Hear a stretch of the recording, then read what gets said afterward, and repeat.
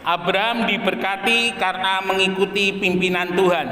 Kejadian 12 ayat 1 sampai 4 dipersilakan.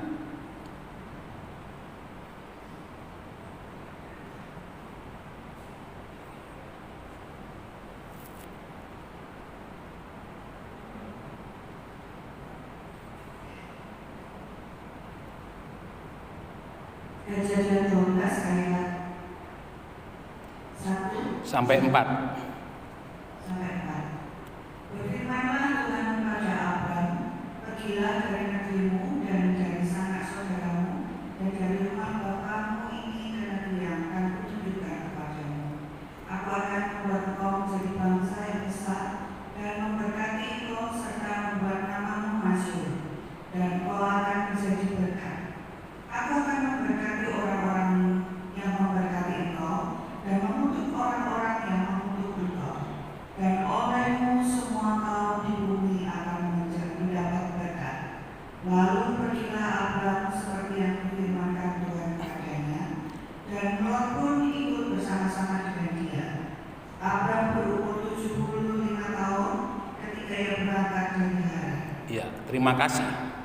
Bapak Ibu Saudara yang dikasihi oleh Tuhan, hari-hari ini pandangan kita tertuju ke Iran, ya, akibat perang dengan gabungan Israel dan Amerika. Nah, pagi hari ini kita mau mencoba sejenak melihat dari kisah pengalaman daripada Abraham. Abraham sebelum dia menjadi Abraham, dia terlebih dahulu namanya adalah Abram, ya, sebelum diganti oleh Allah menjadi Abraham. Dan tempat daripada Abram ini, kalau sekarang Ur-Kasdim itu antara Irak dan Iran, ya. Jadi memang menarik sekali. Jadi kalau kita melihat postur daripada orang Iran yang tinggi-tinggi begitu, kurang lebih seperti halnya Abram atau Abraham. Bapak Ibu Saudara yang dikasihi oleh Tuhan, Abram lahir di Ur-Kasdim, sebuah kota yang cukup makmur pada waktu itu, dan di sana mereka menyembah berhala. Jadi secara mayoritas penduduk yang ada di Ur-Kasdim ini menyembah berhala dewa bulan yang bernama Nana, ya. Nah, Abraham hidup dalam lingkungan keluarga yang menyembah berhala. Ayah daripada Abraham yaitu Terah berprofesi sebagai penjual berhala. Jadi berhalanya itu bisa dijual keliling, ya. Ini menarik sekali. Dan pada saat itu Abraham sudah terbiasa dengan kehidupan penyembahan berhala atau penyembahan kepada Nana sebagai dewa yang ada di sana. Abraham sudah sangat paham sekali. Dan Abraham ini sebagai anak tertua dari Terah, dia mempunyai satu tanggung jawab yang besar. Selain itu sebagai anak sulung, Abraham juga mempunyai waris yang cukup besar jika Terah ini dipanggil oleh Tuhan. Tetapi kita melihat pada saat Tuhan memanggil Abraham, ada satu hal, kalau saudara lihat di sini, Tuhan memberikan satu perbandingan, ya, dengan apa yang dimiliki oleh Abraham saat dia di Haran dengan apa yang akan diterima oleh Abraham ketika menurut apa yang diperintahkan oleh Allah. Jadi ketika Allah berfirman kepada Abraham, Allah belum menerima apa yang dijanjikan oleh Allah.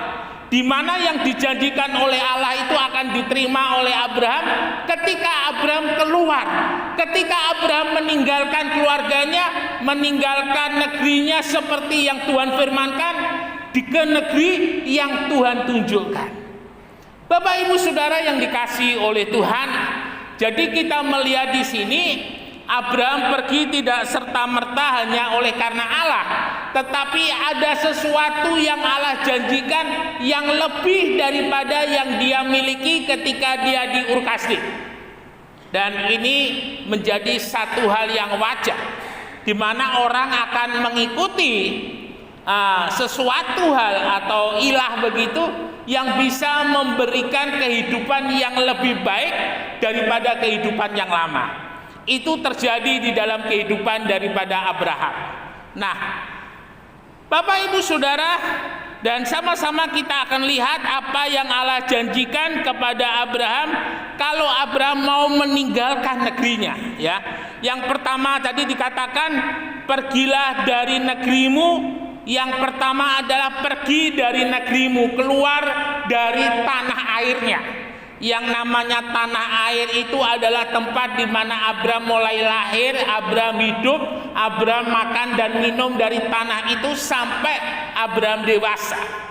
Abraham ketika dipanggil oleh Allah dia berumur 75 tahun. Jadi selama 75 tahun Abraham menikmati segala yang disediakan oleh Haran atau Ur Kasdim, ya. Sehingga ini menjadi sebuah hal yang paling prinsip, bisa meninggalkan, bisa melupakan apa yang pernah menjadi kehidupan dari Abraham dan pindah ke tempat yang lain yang Abraham belum tahu. Itu adalah sesuatu hal yang luar biasa. Bapak Ibu Saudara yang dikasihi oleh Tuhan, ketika berbicara mengenai negeri yang dikatakan ini, pergilah dari negerimu, tidak hanya berbicara mengenai segala sesuatu yang disediakan oleh tempat itu, tetapi juga budayanya, ya. Budayanya. Kalau di istilah teologi misi yang biasa saya mengajar, itu orang ketika memasuki satu budaya yang baru, dia mengalami satu keberadaan yang dinamakan dengan culture shock atau kejutan budaya. Dan itu bukanlah hal yang mudah ketika seseorang berpindah dari satu budaya kepada budaya yang lain. Itu tidak mudah, dan rupanya ini yang Tuhan mau untuk boleh dilakukan terhadap kehidupan Abraham. Tuhan mau memberikan sebuah budaya yang baru. Tuhan mau memberikan sebuah kebudayaan yang baru yang berbeda sama sekali dengan apa yang dulu dimiliki oleh Abraham, ya. Jadi Abraham bukan tidak punya budaya, Abraham punya. Tetapi budaya yang dimiliki oleh Abraham ini adalah budaya yang bertentangan dengan yang Tuhan mau untuk Abraham. Bapak Ibu Saudara, Tuhan tidak memberkati Abraham ketika Abraham masih di Ur Kasdim atau masih di Haran. Mengapa? Karena Tuhan memberkati Abraham di dalam kehidupan yang lama. Jadi kalau Abraham diberkati dengan kehidupan yang lama, otomatis Abraham masih terbelenggu dengan kehidupannya yang lama. Sehingga Tuhan harus membawa Abraham keluar dari Ur Kasdim ke satu tempat yang Tuhan janjikan, ke satu tempat di mana Tuhan leluasa membentuk, menjumpai di dalam kehidupan Abraham. Nah, Bapak Ibu Saudara, tidak dijelaskan bagaimana cara Tuhan berkomunikasi dengan Abraham. Tetapi kalau kita lihat bagaimana Abraham bisa memahami setiap bahasa yang Tuhan sampaikan kepada Abraham, tentunya mungkin bisa lewat suara langsung, mungkin juga bisa suara yang ada dalam hati, ataupun juga mungkin dengan yang lain. Tetapi yang pasti ketika Tuhan berkata, pergilah dari negerimu, Abraham paham. Nah, Bapak Ibu Saudara, tidak hanya negeri di mana Abraham harus keluar, tetapi juga dari ikatan sanak dan saudara. Saudara yang dikasihi oleh Tuhan, ketika di dalam kehidupan kita, orang yang pertama kali kita kenal ketika kita lahir itu adalah keluarga kita, ayah ibu kita. Tetapi justru di sini Tuhan mau supaya Abraham meninggalkan sanak saudaranya, meninggalkan keluarganya, ya. Kita ingat ketika Tuhan Yesus memanggil pemuda yang kaya untuk Tuhan ajak melayani. Pemuda kaya ini mengatakan, izinkan aku sebentar Tuhan, aku mau pamit sama bapak ibuku, sama keluargaku, baru nanti kemudian aku mengikutmu. Tetapi Tuhan meminta supaya pemuda ini tidak melakukan apa yang dia mau lakukan. Kalau dia mau melakukannya, lakukan saja, tidak usah ikut Tuhan. Tuhan katakan demikian. Bapak Ibu Saudara yang dikasihi oleh Tuhan, di sini kita boleh melihat Tuhan mau kasihnya Abraham ketika Tuhan panggil itu seberapa, ya. Mengingat Tuhan sama sekali di waktu-waktu yang lampau belum pernah berbicara kepada Abraham. Sebuah ikatan itu bisa terjadi dari kenal, kemudian mengenal, baru kemudian pacaran, kira-kira seperti itu ya. Tetapi kita melihat Tuhan tidak mau dengan proses-proses pengenalan sedemikian rupa, tetapi Tuhan mau setelah Tuhan nyatakan pergi dari negerimu, dari sanak saudaramu, saat itu juga Abraham harus pergi. Ini adalah menunjukkan sebuah nilai atau kadar yang dimiliki oleh Abraham itu seberapa, ya. Karena Tuhan mau ketika Tuhan panggil Abraham dan Abraham mengasihi Tuhan, maka Abraham akan segera dan langsung berangkat seperti yang Tuhan inginkan. Bapak Ibu Saudara yang dikasihi oleh Tuhan, mengasihi Tuhan itu adalah satu hal yang mulia, satu hal yang luar biasa. Ibu saya itu dari 7 saudara, ya. Jadi ketika ibu saya dipanggil menjadi orang percaya, seluruh keluarganya belum percaya. Dan itu memang ketika di waktu-waktu tertentu, mungkin seperti gini ya, mau hari raya begini, saya pulang ke Tretes, dan di sana memang ada satu budaya keluarga kita ini, waktu itu masih ada yang kakung dan yang putri, semua anak dan cucunya itu sungkem ya, sungkem kepada beliau, sementara saya hanya ketawa-ketawa saja. Dan setelah itu baru saya ngucapin selamat hari raya kepada eyang kakung dan eyang putri. Dan ada banyak tradisi-tradisi yang lain yang tidak sama, dan itu justru membuat kehidupan kami menjadi unik, ya. Unik dalam arti yang biasa dilakukan tidak kami lakukan, yang kami lakukan tidak biasa mereka lakukan, dan itu terjadi selama terus bertahun-tahun. Sampai pada satu waktu saya SMP itu kalau tidak salah, satu malam, jadi yang kakung itu mau dipanggil, mau meninggal ya. Sampai beberapa hari waktu itu saya di Tretes, ini ya kalau orang Jawa boleh bilang itu seperti dipejangi. Jadi beliau cerita bagaimana yang namanya di atas Gunung Arjuna itu ada pertapan Indrokilo kalau tidak salah, di sana ada patung Arjuna Wiwaha. Jadi itu Yangkung bilang sering ke sana ya. Jadi beliau bilang kalau kita berangkat pagi sampai sana sore, baru besok balik lagi turun. Dan pada waktu itu beliau janji suatu saat saya akan diajak ke sana. Dan beliau cerita mulai, saya sendiri sampai tidak masuk ya karena ceritanya terlalu banyak. Cerita wayang itu dari A sampai Z sampai selesai ya. Lalu kemudian pada saat itu beliau juga mengatakan wis kue melok papahmu ya. Dalam arti saya ikut ayah saya aja, nggak usah ikut Yangkung ya. Karena di hari-hari tertentu itu kalau ini ya nyuci keris. Jadi nyuci keris itu bukan disikat begitu pakai ringso atau pakai apa, tetapi ini ya asapnya kemenyan itu ya, keris tidak tahu itu pakai mantranya, itu pakai bahasa apa, itu kerisnya itu seperti dipijit-pijit gitu. Saya lihat kerisnya itu bisa berdiri, jadi ujungnya itu ditaruh, itu kerisnya bisa berdiri. Dan Yangkung juga bilang waktu itu kui gak tak wene, saya tidak diberi ya. Jadi artinya Yangkung tahu ayah saya tidak berkenan dengan hal seperti itu, sehingga beliau katakan kamu tidak saya beri, saya berikan kepada yang lain. Dan itu sampai beliau ketika itu 2 hari atau 3 hari sebelum meninggal, saya pulang ke Tuban, dan kemudian 2 hari 3 hari kemudian mendapat kabar kalau beliau sudah meninggal.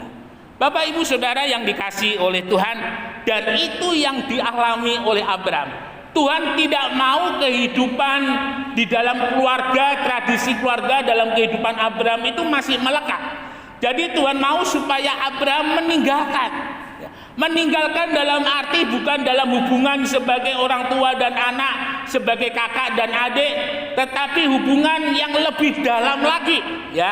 Karena pada masa itu menjadi satu hal yang lazim ketika orang tua itu istilahnya mempunyai ilmu apa itu diturunkan kepada anak-anaknya, dan Abraham tidak mau seperti itu. Lalu kemudian dari rumah bapakmu ya, Ketika berbicara mengenai rumah daripada orang tua, maka tentu di situ tidak lepas dari yang namanya warisan. Kita melihat di sini bahwa kehidupan daripada Bapak Abraham bukannya Tuhan menentang akan warisan yang akan diterima oleh Abraham, tetapi Tuhan tidak mau hatinya Abraham terpaut di sana. Tuhan mau Abraham betul-betul murni. Dia nanti menjadi besar, dia nanti diberkati bukan oleh karena dari orang tuanya, tetapi oleh karena berkat Tuhan. Nah, ini yang dialami oleh Abraham. Bapak Ibu Saudara yang dikasihi oleh Tuhan, ketiga hal semuanya ini Tuhan minta supaya Abraham tinggalkan semuanya. Ya, dengan kata lain, hal yang pertama yang paling penting yang Abraham harus tinggalkan adalah kehidupan yang lama, ya. Jadi kita ingat ketika 3.000 orang yang percaya kepada Tuhan dan kemudian mereka bertanya kepada Rasul Petrus, "Rasul, apa yang harus kami lakukan sekarang?" Rasul Petrus berkata, "Bertobatlah dan berikan dirimu dibaptis." Kurang lebih yang dialami oleh Abraham seperti itu, bertobat, meninggalkan dari semua kehidupannya yang lama dan hanya mengikut Tuhan. Bapak Ibu Saudara yang dikasihi oleh Tuhan, mengapa meninggalkan kehidupan yang lama itu perlu bagi kehidupan kita orang percaya? Mengapa pertobatan itu begitu penting bagi kita dalam hidup kita sebagai orang yang percaya? Saudara, ketika kita menjadi orang percaya, kita bertobat, maka itu kalau boleh saya gambarkan seperti tanah yang masih belum ditanami, seperti tanah yang Tuhan bisa olah, seperti tanah yang Tuhan bisa kerjakan. Dan di sana tanah itu di mana yang menjadi kehendak Tuhan akan dinyatakan. Apakah kita mau dipakai menjadi alatnya, apakah kita mau dipakai untuk menjadi kemuliaannya, Tuhan mau lakukan semua itu. Tetapi ketika kita belum bertobat, maka kehidupan kita itu seperti tanah, yang masih ada sisa-sisa akar, ya, sisa-sisa akar pohon kehidupan yang lama yang masih ada. Dan itu cukup membuat kesulitan bagi seorang petani ketika dia mengerjakan tanahnya itu. Jadi tanah itu harus betul-betul dibersihkan, tidak boleh ada bekas-bekas tanaman, tidak ada boleh sampah, tidak ada boleh apapun juga yang nanti bisa mengganggu pertumbuhan dari benih yang akan ditanam di tanah itu. Nah, Bapak Ibu Saudara, Abraham dikatakan sebagai bapak orang beriman. Ternyata tidak sehari dua hari. Ada proses yang dialami oleh Bapak Abraham. Kalau kita mau baca perjalanan daripada Bapak Abraham, setiap kali dia berhenti, dia mendirikan mezbah dan di sana dia mulai memanggil Allah. Dan kita tahu dengan memanggil Allah, dia mengenal Allah, dia dekat dengan Allah, maka dia semakin mengenal dan semakin percaya. Kalau Abraham tidak mengenal Allah, maka dia tidak mengalami pertumbuhan di dalam hidupnya. Pertumbuhan iman daripada Abraham itu dimulai ketika dia mengenal. Setelah mengenal, dia mengenal lebih dalam, dan ketika dia mengenal, dia juga percaya. Jadi pengenalannya semakin dalam, percayanya juga semakin dalam. Itu yang terjadi di dalam kehidupan Abraham. Memang tidak dituliskan sesuatu yang spektakuler terjadi di dalam kehidupan Abraham, tetapi kita melihat berkat yang diterima oleh Abraham sesungguhnya itu tidak lepas dari kehidupan Abraham ketika dia percaya dan mengenal Allah. Ketika Abraham mengenal dan percaya kepada Allah, di situ imannya mulai tumbuh, dan ketika imannya tumbuh, di situ berkat Tuhan dicurahkan. Tanpa adanya iman yang bertumbuh di dalam kehidupan Abraham, Tuhan tidak menyatakan berkatnya dengan luar biasa dalam kehidupan Abraham. Bapak Ibu Saudara yang dikasihi oleh Tuhan, mengapa demikian? Kita tahu bahwa di dalam kehidupan kita orang percaya, iman itu yang menggerakkan semuanya. Ketika kita bekerja, di sana ada iman, dan ketika ada iman, Tuhan campur tangan. Ketika Tuhan campur tangan, di sana ada berkat Tuhan. Ya. Dan itu yang dialami oleh Abraham. Ketika Abraham di sana mengerjakan segala sesuatu, selalu ada campur tangan Tuhan, selalu ada berkat Tuhan. Dan berkat itu yang membuat Abraham semakin hari semakin kaya. Nah, Bapak Ibu Saudara yang dikasihi oleh Tuhan, dan itu semuanya bisa terjadi karena Bapak Abraham hidup di dalam penurutan akan pimpinan daripada Tuhan. Berikutnya, Bapak Abraham di dalam kehidupannya juga mempunyai kesatuan hati dengan istrinya, dengan Sarah. Ya, kita melihat Sarah selalu menemani kemanapun Abraham pergi, meskipun tidak ditulis, tetapi kita tahu bahwa Abraham tidak pernah pergi ketika dia pergi tidak ditemani oleh Sarah. Jadi Sarah ini menjadi satu spirit bagi kehidupan Abraham, menjadi pendoa di dalam kehidupan Abraham untuk Abraham berhasil. Ya, memang di suatu saat nanti ada satu kesalahan yang diperbuat oleh Sarah, tetapi kita melihat Sarah selalu mengasihi dan menyertai dalam kehidupan daripada Bapak Abraham. Ya. Jadi di dalam kehidupan keluarga, suami istri itu harus satu. Satu di dalam langkah imannya, satu di dalam langkah setianya, langkah percayanya kepada Tuhan. Kemudian Bapak Abraham dan Sarah ini selalu terus berjalan. Mereka tidak pernah mundur kembali ke Ur Kasdim, ya. Tuhan tidak pernah menuliskan seperti halnya bangsa Israel ketika mereka menghadapi tantangan, mereka katakan, Musa bawa kami kembali ke Mesir. Tetapi tidak, Abraham dan Sarah selalu sepakat mereka maju terus. Nah, Bapak Ibu Saudara yang dikasihi oleh Tuhan, di dalam pasal yang ke-13 ini, kalau boleh saya katakan, ini puncak daripada kisah Abraham dan Lot. Bagaimana di sana dikatakan di dalam pasal yang ke-13, ketika pegawai Abraham dan pegawai Lot berselisih oleh karena ternaknya yang terlalu banyak, sehingga Abraham dan Lot sepakat untuk mereka berpisah. Saudara, ketika Abraham meminta Lot untuk memilih terlebih dahulu, kalau boleh saya katakan, Lot ini sebagai orang yang lebih muda daripada Abraham ini kurang sopan. Kurang sopannya bagaimana? Lot tidak mempersilahkan Abraham untuk memilih terlebih dahulu, tetapi justru Lot memilih dulu yang menjadi bagiannya. Dan di sana Lot memilih sepanjang Sungai Yordan. Ya, kalau sepanjang Sungai Yordan itu memang tempatnya agak lumayan subur, ya. Ada banyak tumbuh-tumbuhan, ada banyak persawahan begitu yang ada di sana. Dan kalau tidak salah waktu itu di sepanjang Sungai Yordan itu adalah daerah-daerah yang pada waktu yang lampau itu dikuasai oleh Syria, tetapi kemudian dikuasai lagi oleh Israel. Bapak Ibu Saudara yang dikasihi oleh Tuhan, kita melihat di sini satu prinsip kehidupan yang berbeda. Lot ikut Abraham, hanya ikut Abraham untuk diberkati, tetapi Lot tidak mau ikut Abraham untuk hidup bersekutu dengan Allah, ya. Dan di sini terlihat bahwa Lot sangat-sangat lebih mementingkan hal-hal yang jasmani, di mana dia tahu dengan memilih sepanjang Sungai Yordan, maka ternaknya akan dapat makan sepanjang musim, dan itu berarti income-nya Lot semakin bertambah.